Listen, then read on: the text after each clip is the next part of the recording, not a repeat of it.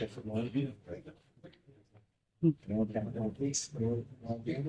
pembicaraan yang rekan-rekan dari sisi kerja rekan-rekan tapi pada hari ini sesuai dengan perintah kita ya pada hari ini saya akan melaksanakan ya eksekusi pembukaan pintu ya yang perkara nomor 13 garing titik PDT garing eksekusi garing 2023 garing KP Tunto nomor 87 garing PDT garing titik D garing 2019 garing PNSKT Tunto nomor 545 garing PDT garing 2020 garing PT Semarang Junto nomor 1950 kasasi garing PDT garing 2022 yang pada saat ini perintah undang-undang saya akan bacakan. Saya perintahkan kepada saudara Ibu Sita untuk membacakan perintah undang-undang. Yes. Nomor 13 garing titik PDT garing X garing 2023 garing PNSKT Jo nomor 87 garing PDTG garing 2019 garing PNSKT Jo nomor 545 garing PDT garing 2020 garing PT SMG Jo nomor 1950K garing PDT garing 2022.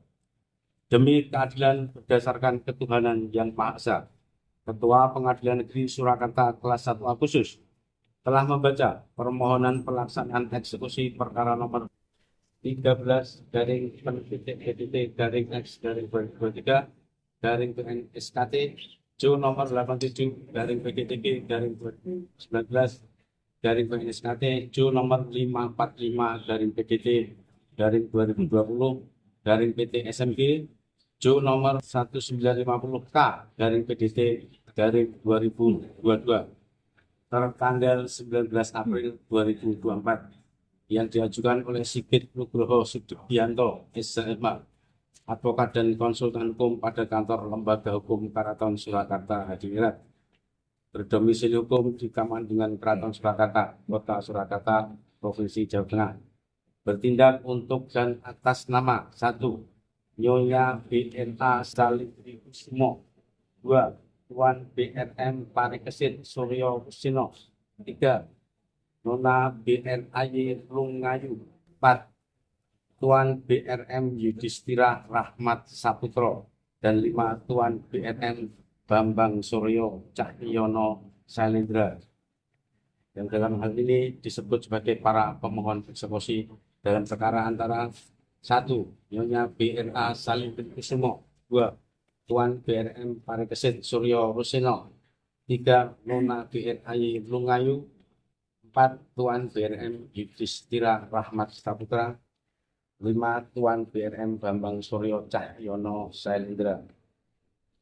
Melawan 1. Sampean dalam ingkang sinuwun bin susunan Matuhono 13 HKPI. 2.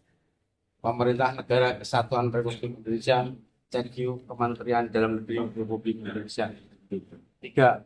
Tuan Kanjeng Gusti Panembahan Agung Sejowilan sebagai para termohon eksekusi.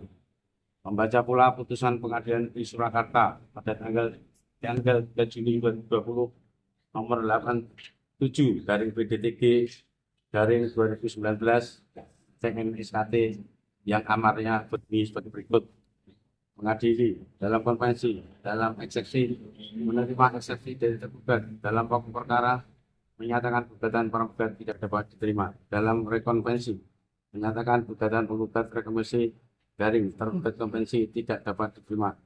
Dalam konvensi dan rekonvensi, membebankan biaya perkara ini kepada para penggugat konvensi garing tergugat rekonvensi yang sampai saat ini sejumlah Rp1.980.000.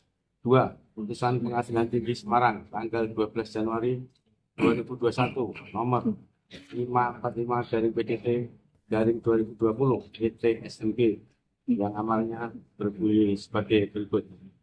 Mengadili, satu, menerima permohonan banding dari para pemohon banding semula para penggugat. Menguatkan putusan Pengadilan Negeri Surakarta nomor 87 garing PDTG garing 2019 garing PDSKT tanggal 3 Juni 2020 menghukum para pembanding semula para penggugat membayar biaya perkara yang timbul dalam kedua tingkat pengadilan yaitu dalam tingkat banding ditetapkan sejumlah Rp150.000. 3.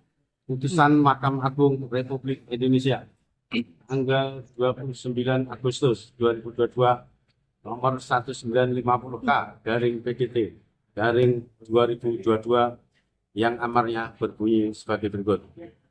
Mengadili, mengabulkan permohonan kasasi dari para pemohon kasasi. 1. Nyonya BRA Salim Kusumo. 2. Tuan BRM Parikesit Suryo Roseno. 3. Nona BRAY Lungayu. 4. Tuan BRM Yudhistira Rahmat Saputro. 5. Tuan BRM Bambang Suryo Cahyono Salindra tersebut. Membatalkan putusan Pengadilan Tinggi Semarang nomor 545 garing PDT garing 2020 PT SMP tanggal 12 Januari 2021 yang menguatkan putusan Pengadilan Negeri Surakarta nomor 87 2019 tanggal 3 Juni 2020 mengadili sendiri dalam konvensi dalam eksepsi menolak eksepsi para tergugat dalam pokok perkara, menerima dan mengabulkan gugatan para penggugat konvensi untuk sebagian menyatakan tergugat telah melakukan perbuatan melawan hukum karena menyalahgunakan SK Kementerian Dalam Negeri nomor 30/2933 tahun 2017 tanggal 21 April 2017 tentang penetapan status dan pengelolaan Keraton Kasunanan Surakarta. 3. Menghukum akibat perbuatan melawan hukum tergugat untuk mengganti seluruh kerugian material maupun non material yang ditimbulkan karena perbuatannya tunai dan seketika sebagai berikut.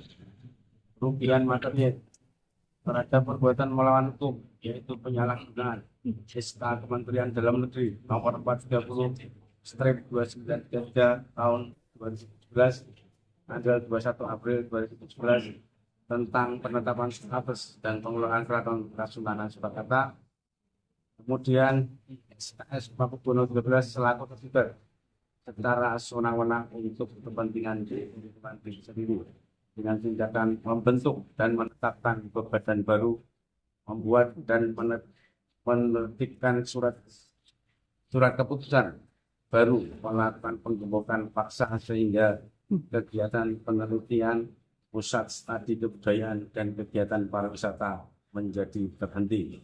Juga membuat laporan kepolisian, maka para penggugat mengalami kerugian sebesar Rp1.000. Kerugian non material terhadap perbuatan melawan hukum yang dilakukan oleh tergugat, maka telah menimbulkan kerugian imaterial yaitu kehilangan wibawa para pengageng dan Keraton Surakarta Hadiningrat berdasarkan unggah untuk paham akan tata krama dan angger-angger dari Paugeran dalam kurung segala peraturan adat Keraton Surakarta Hadiningrat yang kemudian dapat diperhitungkan adalah sama dengan Rp1.000. 4.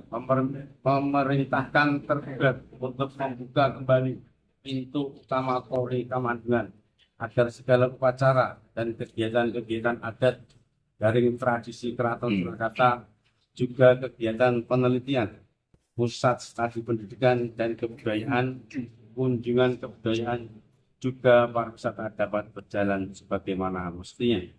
5. Menghukum turut tergugat 2 untuk tunduk dan patuh terhadap putusan dalam perkara akul. 6. Menyatakan bahwa putusan ini dapat dilaksanakan terlebih dahulu walaupun ada banyak banding, persep, dan kasasi. 7. Menolak gugatan para penggugat untuk selain dan selebihnya. dalam rekonvensi menolak gugatan penggugat rekonvensi dari tergugat konvensi.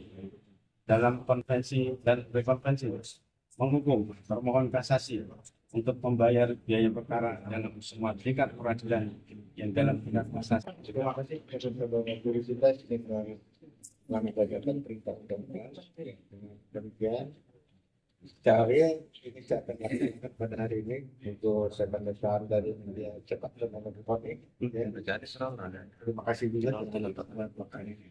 Tentu komitmen dari jernih kemaslahatan masyarakat bangsa.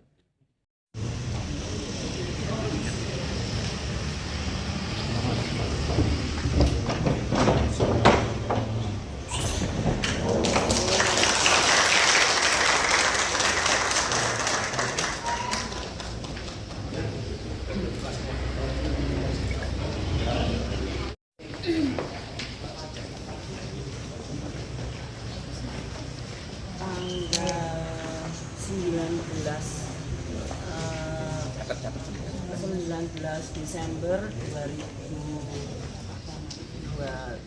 Isu-isu di luar yang sekiranya menurut saya banyak yang sudah dilakukan. Gitu. Jadi artinya seperti yang Pak Ferry kemukakan sebelumnya, bahwa tidak pernah ada konflik antara Simun dengan LDA, terlebih dalam perkara ini. Dalam perkara ini lebih kepada individu atau personal, karena tuntutan tersebut adalah yang mengajukan adalah personal, saling kemudian sepupu saya. Gitu. Jadi lebih ke personal, bukan materi adatnya. Jadi itu yang ingin saya luruskan supaya tidak ada lagi kesalahpahaman. Itu mudah-mudahan dengan adanya pembacaan atau pengeksekusian pembukaan pintu Karandungan itu juga menjadi jembatan supaya keluarga ini juga damai, rukun lagi, dan menyelesaikan konflik yang menurut saya sudah terlalu panjang dan ruwet gitu. Dengan adanya saya duduk di sini di Sasono Nalendro, di mana tempat ayah saya Simun Pakuboro 13 lenggah atau tinggal, itu saya memberi dukungan terhadap bapak saya, juga keluarga keraton keseluruhannya. Karena memang sebetulnya tujuan saya untuk berada di sini dan berada di keraton adalah bertujuan untuk memajukan keraton. Karena saya sangat prihatin dengan keadaan keraton yang makin lama makin terpuruk. Sangat disayangkan karena sebetulnya keraton ini adalah aset yang luar biasa, aset untuk negara Indonesia, aset untuk Solo dan tanah Jawa, dengan segala sumbangsih keraton oleh untuk negara ini. Tapi sangat disayangkan konflik ini yang membuat kita jadi tidak bisa maju. Makanya kenapa saya ada di sini mendukung Simun untuk supaya bisa menjembatani atau mengurai konflik yang selama ini sudah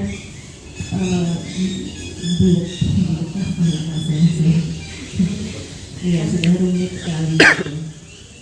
Jadi mudah-mudahan dengan bantuan rekan-rekan media menyampaikan informasi yang benar, agar supaya masyarakat juga tahu, kemudian juga punya persepsi bahwa kita semua sebetulnya tujuannya untuk keraton, untuk memajukan budaya Jawa, karena memang keraton sendiri adalah pusat untuk mempelajari budaya Jawa itu sendiri. Bahkan Sinuwun sangat mendukung dengan semua program-program itu. Jadi alangkah baiknya Sinuwun didukung oleh seluruh perangkat kelembagaan dan juga keluarga beliau. Itu sebetulnya tujuan kami berada di sini dan mengadakan konferensi pers ini. Kedepannya supaya kita semua bersatu menyokong keraton supaya keraton lebih muncul lagi, lebih baik lagi. Jadi sudah tidak ada lagi konflik internal keluarga, semua sudah baik-baik saja.